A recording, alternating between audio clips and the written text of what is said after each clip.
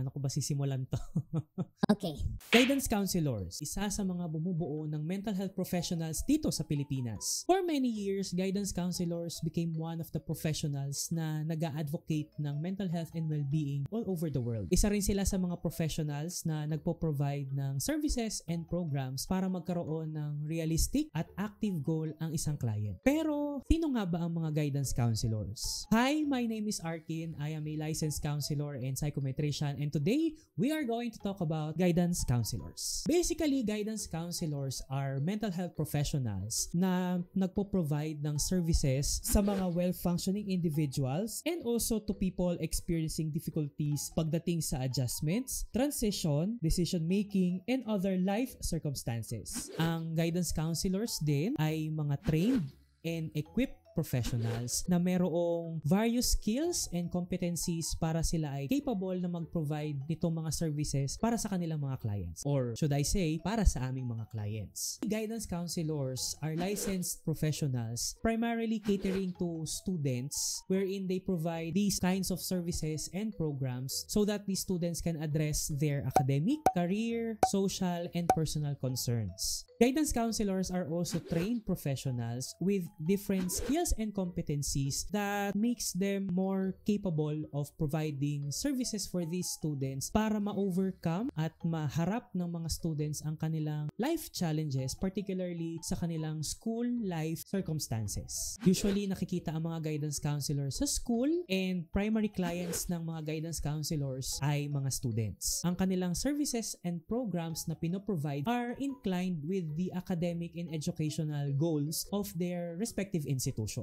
One of the reasons why is because ang guidance counselors ay nagsimula as teachers and educators kung titingnan natin ang history ng profession na ito. But recently, makikita na rin ang mga guidance counselors as professionals in the workplace, clinics, private practice, and community setting. Usually, we are also referred to as school guidance counselors or school counselors. So, school counselors, school guidance counselors, and even guidance counselors, regardless of the name, we function similarly with the goals and visions of the profession. At isa sa mga goals ng profession na ito ay mag-provide ng services para sa mga students, parents, teachers, and yung iba pang member ng school community para ma-assist sila sa everyday challenges na kinakaharap sa isang school or sa isang educational institution.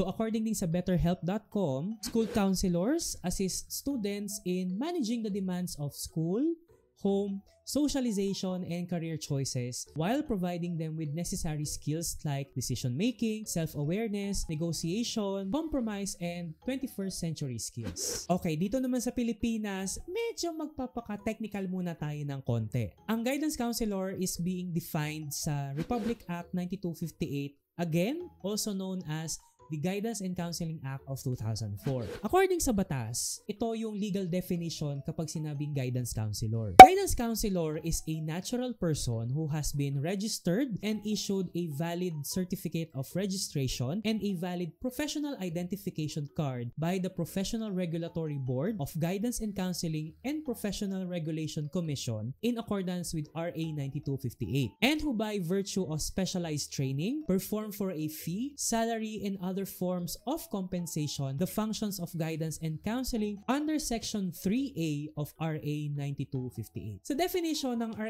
9258 sa guidance counselor, medyo technical talaga siya in a way. Pero dito, makikita natin kung ano nga ba yung legal at ethical implication kapag pinag-uusapan na ang profession ng guidance counselor. Basically, ang sinasabi ng batas is, una, ang isang guidance counselor dapat meron siyang license na authorized ng Professional Regulations Commission at ng Professional Regulatory Board ng Guidance and Counseling. And dapat ma-recognize siya. Dapat nakalista siya sa list of professionals under Guidance and Counseling Board.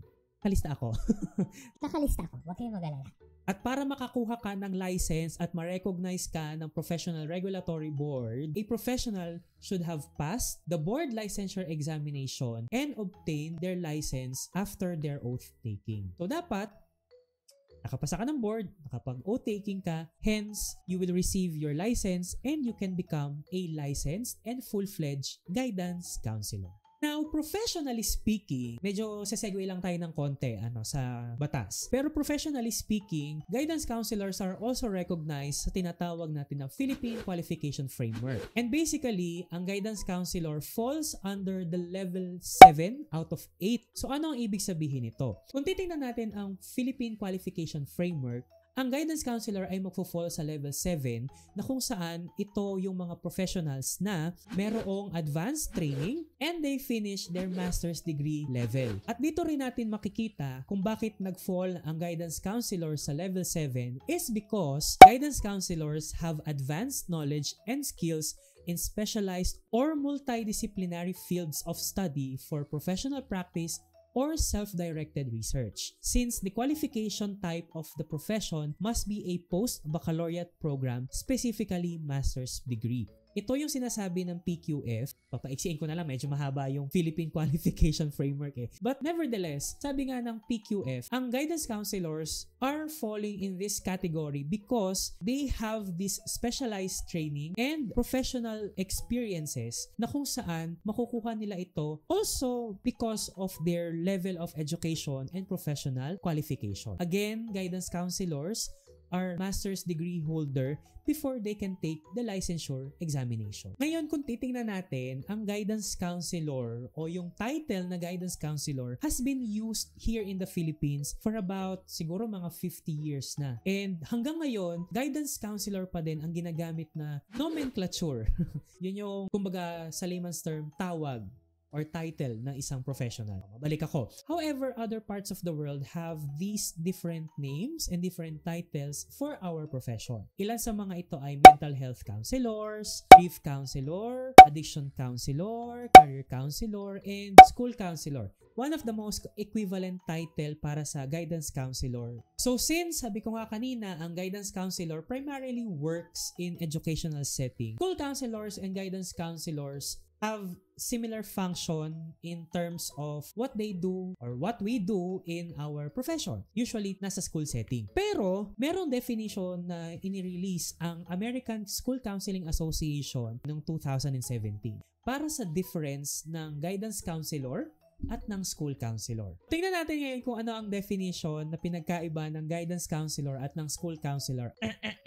Ngayon, they mention that guidance counselors are reactive, services to some, impact measured via feelings and perceptions, ancillary role to school improvement process, and work in isolation.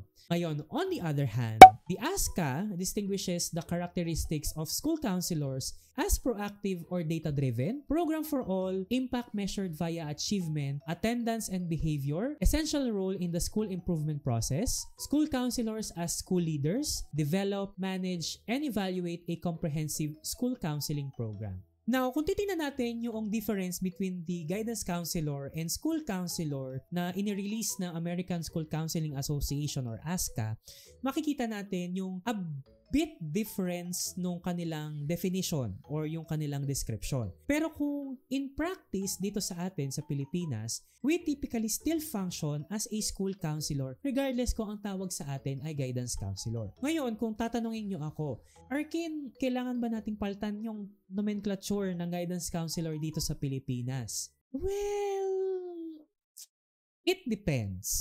It really depends. Ito naman ay para sa akin lang. Meron pa tayong ilang mga certain issues and concerns na kailangang i-address at kailangan pa nating harapin as professionals na mas malaki ang impact sa ating profession rather than changing the nomenclature of the profession. Ano yung mga issue na sinasabi ko? Unang-una, yung career progression ng guidance counselor dito sa Pilipinas in the public and private sectors. Another thing is the salary scale of the guidance counselors. Pangatlo, yung professionalization ng guidance counselor at yung pagdami ng population natin para ma-match natin yung ratio ng students or yung clients natin.